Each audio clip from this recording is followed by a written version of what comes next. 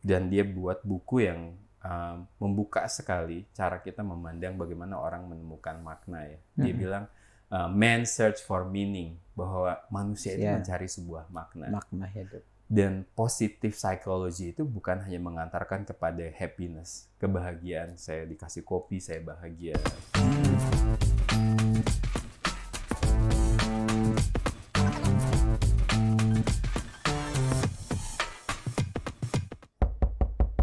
Dan Nietzsche itulah yang menggugat sebetulnya ketika Tuhan yang memiliki puncak dari semua nilai-nilai ya yang kita ajarkan 99 nama Tuhan dan semua nilai-nilai yang kita anggap itu bisa menjaga struktur kita sebagai manusia dan sebagai institusi masyarakat. Kalau itu hilang, maka manusia punya pegangan apa? Dan itu yang kemudian mengkritik kita sebagai orang-orang yang memeluk agama Islam, memeluk agama Nasrani dan sebagainya, terhadap identitas itu. Mengapa kita memeluk itu? Terhadap nilai-nilai apa yang sebetulnya kemudian ada di dalam itu. Karena dari Nietzsche itulah kemudian muncul yang dengan salah satunya adalah psikologi Jungian ini, psikologi dalam begitu. Dia menganalisis terhadap mengapa sih seseorang perlu identitas tadi tentang siapa dirinya. Karena ketika dia sudah tahu tentang identitas dirinya, dia kemudian bisa melakukan sesuatu untuk mencapaikan makna dari yang ingin dia lakukan dalam keseharian. Maka ada seorang lagi yang dia adalah korban dari peperangan Nazi saat itu, namanya Viktor Frankl. Dan dia buat buku yang membuka sekali cara kita memandang bagaimana orang menemukan makna ya. Dia bilang man search for meaning, bahwa manusia itu mencari sebuah makna hidup. Dan positive psychology itu bukan hanya mengantarkan kepada happiness, kebahagiaan. Saya dikasih kopi, saya bahagia. Terus kemudian saya dapat traktiran, saya bahagia. Bukan kepada kebahagiaan yang seperti itu. Tapi bahagia pada puncaknya adalah psikologi yang mengantarkan kepada mendapatkan sebuah makna, meaning. Karena pada dasarnya memang keseharian hidup kita penuh dengan derita dan juga nestapa, cobaan. Itu makanan keseharian kita. Dan dengan makna lah kita bisa memahami mengapa saya yang dilahirkan dari orang tua ini. Mengapa saya miskin, mengapa saya di dalam etnis ini dan sebagainya. Kenapa kita menjadi orang Indonesia? Sejauh itu ya. Search for meaning. Maka ketika kita bisa menemukan maknanya, mengapa teman-teman orang Indonesia, mengapa kita berbicara dengan bahasa Langga Melayu? Ada makna sebetulnya yang kita harus dapatkan. Nah, berarti kan setelah kita tahu tadi psikologi positif tadi ya, mengenal diri kita, dan itu membantu kita merubah knowledge dan karakter kita gitu ya. Bagaimana sih supaya itu bisa tercapai gitu? Dengan cara seperti apa? Betul. Kita praktekkan atau bagaimana? Betul, prakteknya memang saya kemudian, makanya saya bilang saya mungkin tidak secara akademik melakukan riset tentang psikologi positif. Dalam keseharian saya banyak menggunakan praktek-praktek psikologi positif tadi. Salah satunya sebetulnya selalu menggunakan emosi positif ya. Kalau kita filosofi kita dari 2000 tahun yang lalu, dari zamannya Socrates gitu, mereka sudah mulai melihat bagaimana sih kita harus mengantisipasi sebuah masalah yang dihadapi. Ternyata masalah itu bukan masalah objektif, tapi adalah masalah yang sangat subjektif. Makanya disebutnya dengan stoicism. Mungkin pernah dengar stoik. Bagaimana kita menggunakan pendekatan stoik untuk menghadapi masalah keseharian kita. Karena masalah yang kita hadapi itu bukan objektif, tapi sangat subjektif. Tergantung bagaimana kamu memandang masalah tersebut. Nah, stoik itu yang dilakukan para filsuf kita dari 2000 tahun yang lalu, mungkin zamannya Nabi Idris gitu. Mereka sudah melihat bahwa ketika kita menghadapi masalah, lihatlah mundur ke belakang gitu, bahwa itu sebetulnya bukan masalah buat kamu gitu, bahwa masalah itu adalah tergantung sudut pandangmu melihat masalah. Maka kemudian ketika kamu mundur ke belakang dan kemudian melihat masalah tersebut dengan jarak atau dengan mata elang lah, dengan mata burung, mata pesawat terbang, mata helikopter, itu sebetulnya pengen melihat dengan cara pandang lain. Dan ternyata masalah yang disebut masalah itu sangat subjektif, sangat tergantung bagaimana cara pandang, emosi apa yang kamu pakai untuk melihat tersebut. Maka kata pertama, kata Martin Seligman adalah emosi positif. Gunakan sesuatu dengan emosi positif. Nah, di dalam Stoik itu ada yang menarik yang disebutnya dengan eudaimonia. Yang disebut dengan inner drive. Kalau masalah Coach Fatwa sampai apa inner drive-nya ya? Apa yang mendorong dia di dalam? Inner drive itu akan membuat persepsi dia, akan membuat cara pandang dia terhadap masalah tersebut. Apakah ini masalah ataukah sebuah tantangan? Apakah ini adalah cobaan atau sebetulnya ini adalah sebuah cara untuk membuat kita lebih kuat begitu. Dan itu yang kemudian selalu ngajari saya setiap hari ya. Jadi yang membantu Bang Rijal nih bisa lebih baik setiap harinya adalah mencoba mempraktekkan tadi emosi yang positif tadi gitu ya. Cara pandang yang positif tadi, mindset yang positif tadi. Gitu. Karena saya selalu bilang, saya ini monster. Saya selalu bilang kayak gitu. Karena saya ini jelek banget gitu. Maka saya perlu melakukan sesuatu yang positif. Kata siapa? Kata ini perjuangan ya. Perjuangan dalam diri. Karena masa begini dibilang monster ya? Kelihatannya kan, teman-teman, ini adalah persona katanya. Persona, topeng kita kan. Topeng kita. Kita punya topeng di depan panggung, punya topeng di belakang panggung. Ada wajah satu. Kenalilah siapa dirimu di belakang panggung, karena tidak ada satupun orang di dunia ini yang mengenal dirimu kecuali dirimu sendiri. Ini menarik loh, ini bisa jadi topik bahasan satu episode ya, tapi ini kita simpan, kita nggak bahas dulu di sini. Karena saya pernah dengar juga tuh, bahwa sebenarnya manusia itu ada yang bilang punya 3 wajah atau punya 3 topeng, ada juga yang bilang 4. 5 kalau kata Kayun. Bahkan 5 gitu ya. Nah, jadi yang topeng satu itulah yang hanya kamu dan Tuhan yang tahu gitu ya. Kadang-kadang yang nampak di permukaan ini sebenarnya wajah yang kelima tadi ya, topeng yang kelima bisa jadi. Persona ini yang mencocokkan kita dengan norma manusia. Kata-kata persona. Karena kemudian saya sopan, Coach Fatwa bisa menerima saya. Tapi di dalam hati saya menilai dengan kacamata yang disebutnya dengan the self, katanya. Siapa dirimu sesungguhnya adalah ketika kamu mengintegrasikan itu semua. Kadang ada orang kan dia ingin dikenal orang itu seperti apa. Jadi itu dia sebenarnya gitu. Betul. Oke, berikutnya setelah praktek gitu ya. Apalagi? Iya, jadi praktek-praktek saya keseharian adalah saya berlatih tentang emosi positif tadi. Kalau teman-teman belum menikah, teman-teman masih pada level percobaan mengenal kehidupan kita ya. Meskipun ada juga laki-laki yang tidak menikah pada akhirnya. Kalau teman-teman menikah, teman-teman naik kelas karena menguasai, mengendalikan emosi itu dilakukan karena teman-teman peduli kepada orang lain. Teman-teman, tadi kan kita ngomong tentang makna ya. Man search for meaning. Ya. Orang itu mencari makna. Dan salah satu cara paling mudah untuk kita menemukan makna adalah bahwa orang lain itu lebih penting dari diri kita. Ketika kita memandang bahwa anak-anak kita lebih penting dari diri kita, istri kita yang tadi saya bilang kita nikahi itu jauh lebih penting dari kita, maka Anda akan menemukan jalan mendapatkan makna tersebut yang lebih mendalam. Karena sudah ada orang yang siap untuk kita berkorban untuk orang-orang yang kita anggap lebih berharga dari diri kita. Dan disitulah makanya kenapa orang-orang yang berkeluarga itu lebih bermakna, tadi saya bilang, karena dia menganggap dirinya tidak seberharga anak-anak dan istrinya. Dan dia akan berjuang untuk perjuangan anak-anak dan istrinya. Dan kita mendengarkan banyak sekali cerita epik ya. Bagaimana seorang ayah berkorban, seorang ibu berkorban untuk orang lain. Dan disitulah cerita itu menjadi timeless.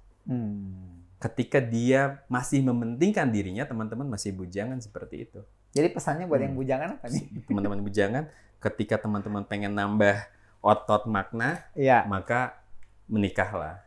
Oke. Jadi ternyata ada pesan juga nih dari Bang Rizal ya untuk membuat hidup Anda lebih bermakna. Benar juga sih ya. So libatkanlah diri Anda dalam hubungan. Artinya bisa juga dengan orang tua, bisa tua. dengan adikmu, bisa dengan kakakmu, bisa dengan orang sekitarmu. Ketika kita mengubah bahwa orang lain lebih penting untuk kita perjuangkan, maka disitulah Anda akan berkorban. Dan ketika Anda berkorban, sama dengan tanggung jawab, sama dengan sakit gitu, sama dengan cobaan, sama dengan permasalahan dan sebagainya.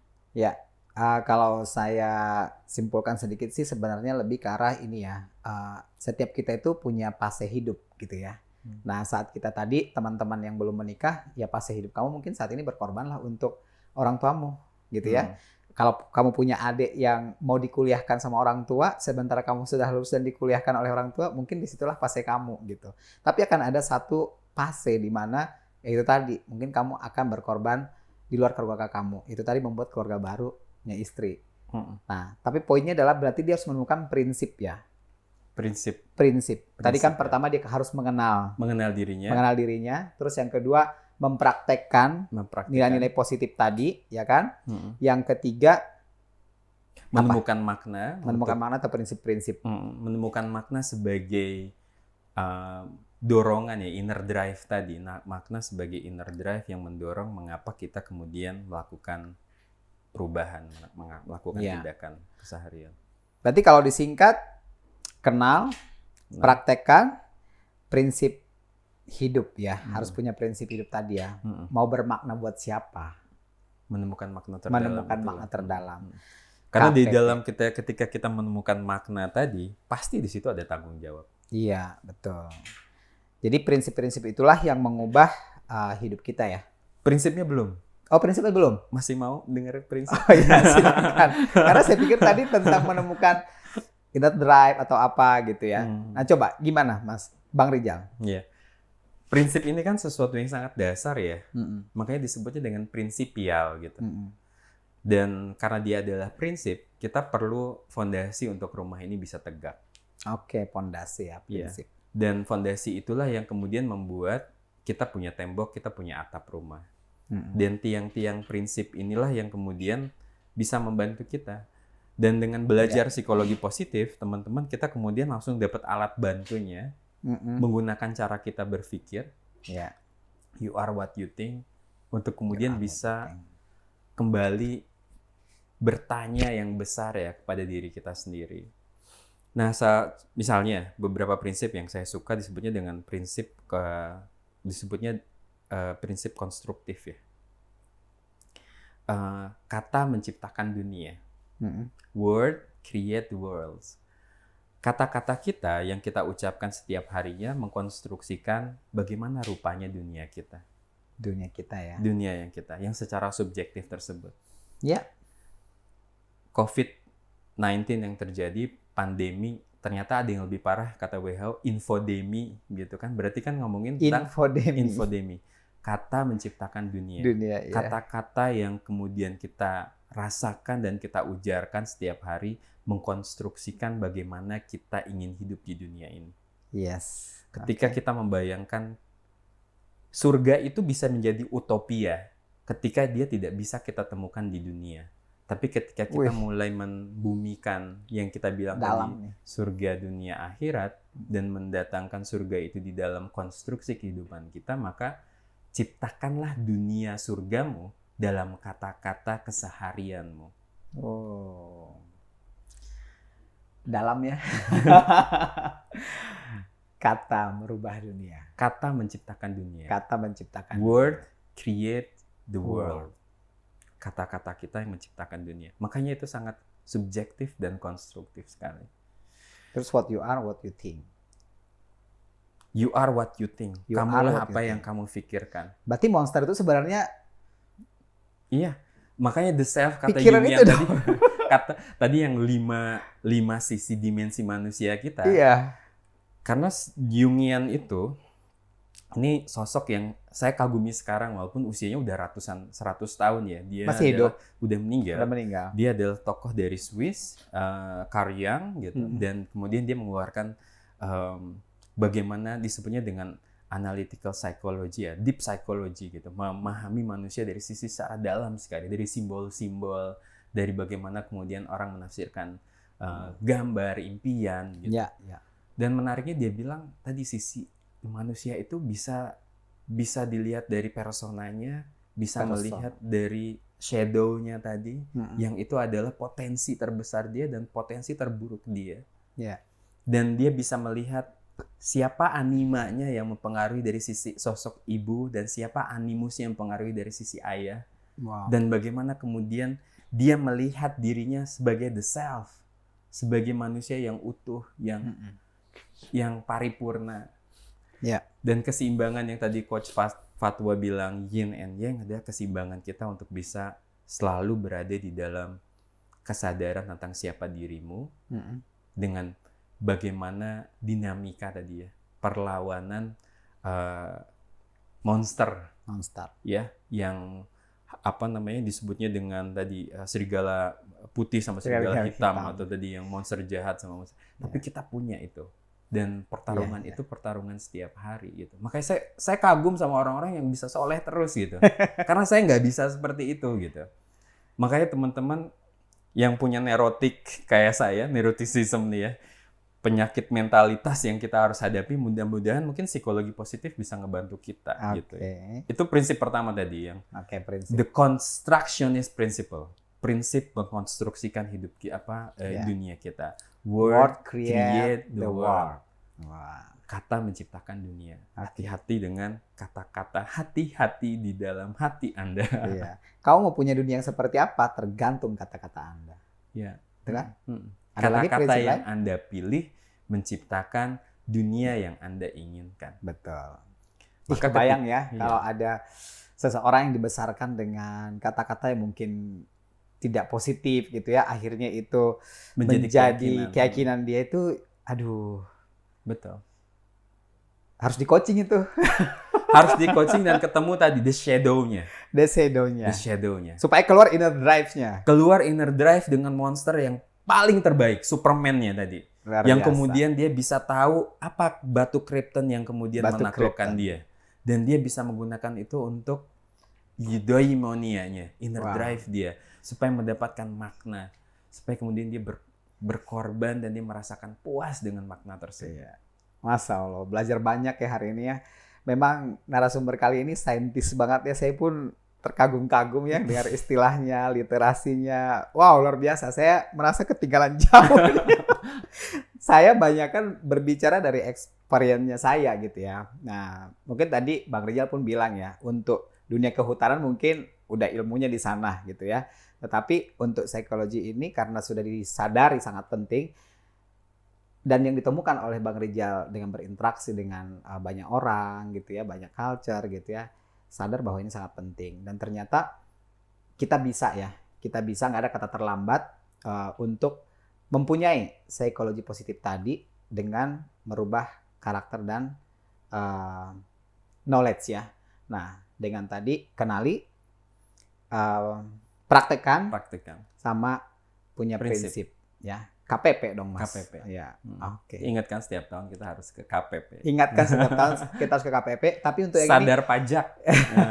Tapi untuk yang ini setiap hari kalau menurut saya, bukan setiap tahun ya. Setiap hari, setiap detik kayaknya ya. Setiap detik ya. Karena kita tidak tahu kita berlomba dengan waktu berapa lama lagi untuk dipanggil gitu ya.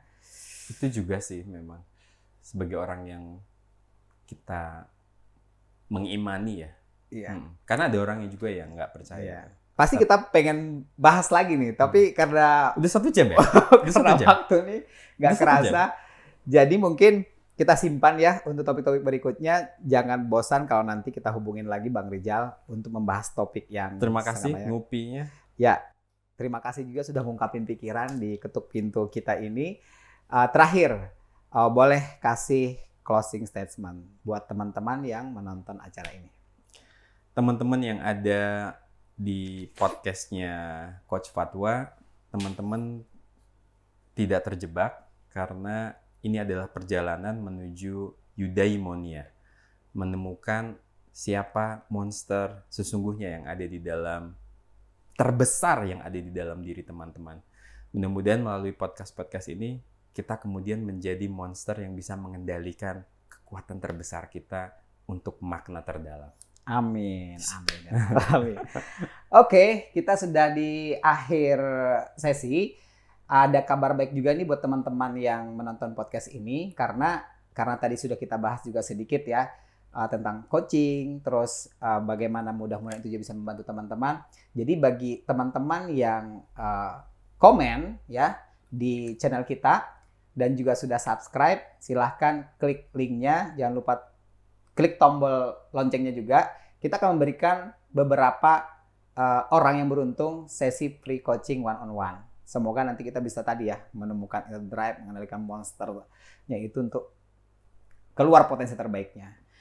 Demikian dari saya, Coach Fatwa. Sampai ketemu lagi di acara podcast Ketuk Pintu Ngopi Yuk yang berikutnya dengan narasumber-narasumber pilihan kita. Terima kasih. Assalamualaikum warahmatullahi wabarakatuh.